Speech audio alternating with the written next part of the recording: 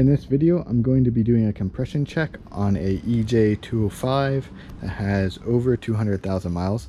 I don't know the exact miles of this engine. I originally bought a complete O2WX when I first swapped my GC, and that chassis had 203,000 miles on it, but the cluster was changed out. But the engine was running in that car before I pulled this. Pretty much I just pulled that engine and wiring harness in to do this swap. I just want to get the engine in and see it running. That way I knew everything was hooked up, and then hopefully pass the bar inspection, which I did. And a year and a half later, this engine's still in this car and it's still running, which is pretty amazing. When I first bought the WX, I did find a receipt that was for a timing belt kit, and the timing belt was new on this engine, so it was the second time that the timing belt has been changed out. So normally you do them every 100,000 miles, so this thing has close to 200,000 miles on it. And since I've done the swap, I've put a good 20 to 30,000 miles on this engine, and it is still running, but I'm about to pull it, as you can see. I just wanted to do a compression check on it before I pull it, just because I'm curious on kind of what the EJ205s with that kind of mileage will compression check at, and that way I just kind of know the numbers before I pull it. And then I have a lower mileage engine that I'm putting in this car. I will have a video out on that, showing me getting the engine back in this car and doing a kind of refresh on the maintenance.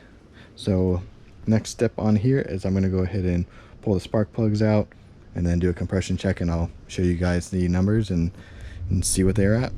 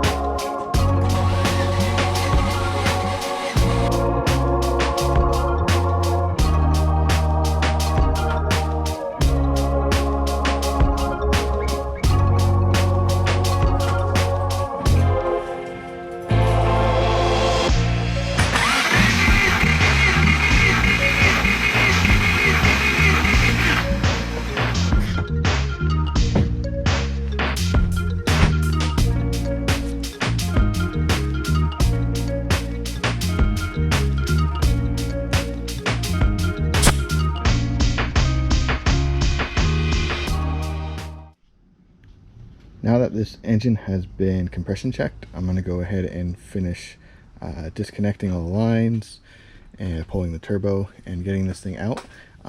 With the compression numbers, it was definitely low. Like I said, this engine has over 200,000 miles on it, so I wasn't expecting anything high as far as compression numbers go, but it is still running. I mean, you could still run this engine for a little while with no issues. I mean, I really hadn't had a single issue on this car, besides just like very minor things. Other than that, it's been running strong, so I'm gonna go ahead and pull it, take all the parts that I need off it. I might keep this engine to learn how to rebuild it, or I might see if anyone wants to just buy it for the parts. I haven't really decided yet, but let's go ahead and pull this and then go ahead and get that engine that's under there in the car.